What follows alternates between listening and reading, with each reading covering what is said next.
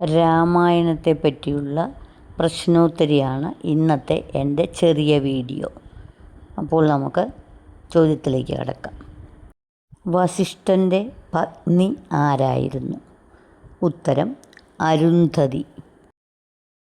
രാമലക്ഷ്മണന്മാർക്ക് ജട പിരിക്കുവാനായി ഗുഹൻ കൊണ്ടുവന്നു കൊടുത്തത് എന്തായിരുന്നു?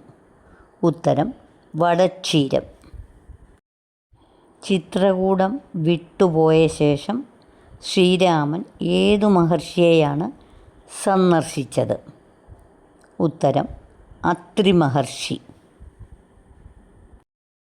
രാവണൻ്റെ ഖഡ്ഗത്തിൻ്റെ പേരെന്താണ്? ഉത്തരം ചന്ദ്രഹാസം.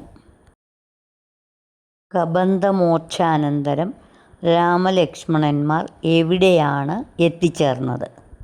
ഉത്തരം മതംഗാശ്രമം. ബാലിയാൽ വധിക്കപ്പെട്ട ഏത് അസുരൻ്റെ അസ്ഥികൂടമായിരുന്നു ശ്രീരാമൻ കാൽവിരൽ കൊണ്ട് വലിച്ചെറിഞ്ഞത്? ഉത്തരം ദുന്ദുഭി. ജടായുവും സമ്പാദിയും ആരുടെ മക്കളാണ്? അതായത് ജടായുവിൻ്റെയും സമ്പാദിയുടെയും അച്ഛൻ ആരാണെന്നാണ് ചോദ്യം. ഉത്തരം അരുണൻ്റെ. ഒരിക്കൽ ജടായുവും സമ്പാദിയും കൂടി പന്തയം വെച്ച് സൂര്യമണ്ഡലത്തിലേക്ക് പറന്നുയർന്നു. അത്യുഗ്രമായ സൂര്യതാപമേറ്റ് സമ്പാദി താഴെ വിന്ധ്യപർവ്വതത്തിൽ വീണു. അവശനായ സമ്പാദി ഒരു മുനിയുടെ സംരക്ഷണയിലാണ് കഴിച്ചുകൂട്ടിയത്. എന്താണ് ആ മുനിയുടെ പേര്? ഉത്തരം നിശാകരൻ.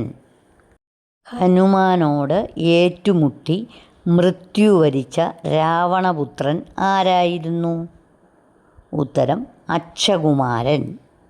ഏത് ചന്ദ്രവംശ രാജാവിൻ്റെ കാലം മുതൽക്കാണ് ത്രേതായുഗം ആരംഭിക്കുന്നത്? ഉത്തരം പുരുരവസിൻ്റെ. ഓരോ രാക്ഷസനും ഓരോ രാമൻ വീതം മുന്നിൽ നിൽക്കുന്നു എന്ന് തോന്നൽ ഉളവാക്കിയ ദിവ്യാസ്ത്രം?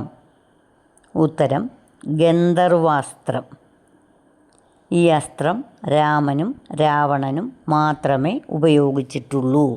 പരമശിവൻ്റെ വില്ലിൻ്റെ പേര്? ഉത്തരം പിനാകം. ഭാവനയോടും കൂടി പുരുഷസൂക്തം കൊണ്ട് ദേവനെ സേവിച്ചിരുന്നിടിനാൻ വഴി പോലെ. ഇത് അധ്യാത്മരാമായണത്തിൽ ഏത് കാണ്ഡത്തിൽ ഉള്ളതാണ്? ഉത്തരം ബാലകാണ്ഡത്തിൽ.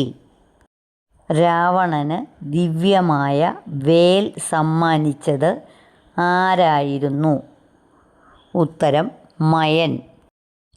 ഏകജട, ഹരിജട, പ്രഖസ, വികട, ദുർമുഖി, വിനത, ചണ്ഡോദരി, അജാമുഖി, ത്രിജട ഇവർ ആരായിരുന്നു?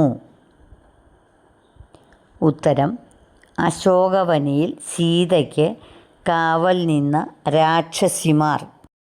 പുലസ്ത്യമുനിയുടെ പൗത്രനും വിശ്രവസിൻ്റെ പുത്രനും യക്ഷന്മാരുടെ രാജാവുമായിരുന്നു. ആരാണ് ഇദ്ദേഹം? ഉത്തരം കുബേരൻ. രാവണനെ കക്ഷത്തിൽ ഇറുക്കി വച്ചുകൊണ്ട് 4 സമുദ്രങ്ങളിലും തർപ്പണം ചെയ്തതാരായിരുന്നു? ഉത്തരം ബാലി. ഭരതപുത്രന്മാരുടെ പേരുകൾ? ഉത്തരം തക്ഷകൻ, പുഷ്കലൻ. ശ്രീരാമൻ്റെ കൂടെ സരയൂ നദിയിൽ മുങ്ങി ദേഹം ത്യജിച്ചവർക്കെല്ലാം ഏത് ലോകം ലഭിച്ചു? ഉത്തരം സന്താനലോകം. കുശലവന്മാരെ ഏത് രാജ്യങ്ങളിലെ രാജാക്കന്മാരാക്കി വാഴിച്ചു? ഉത്തരം കുശൻ, കുശാവതി, ലവൻ, ശ്രാവസ്തി. ഇളൻ എന്ന രാജാവ് ഇളാവൃതത്തിൽ ചെന്ന് സ്ത്രീയായി പോയപ്പോൾ അവളെ കണ്ട് അവളിൽ അനുരക്തനായത് ആരായിരുന്നു? ഉത്തരം ബുധൻ. രാവണനുമായി യുദ്ധം ചെയ്യാതെ തന്നെ കീഴടങ്ങിയതായി കണക്കാക്കപ്പെട്ട രാജാവ് ആരായിരുന്നു? ഉത്തരം മരുത്തൻ. വേദവതിയുടെ പിതാവായ കുശധ്വജൻ ആരുടെ പുത്രനായിരുന്നു? ഉത്തരം ബൃഹസ്പതി.